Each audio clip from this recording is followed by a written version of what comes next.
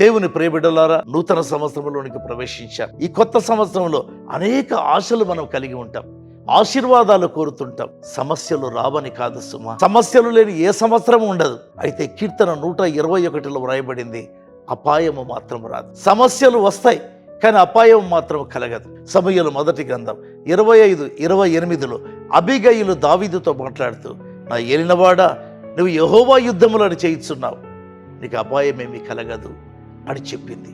మన జీవితంలో ఈ రోజు నుంచి ఈ కొత్త సంవత్సరంలో దేవుని యుద్ధాలు చేద్దాం.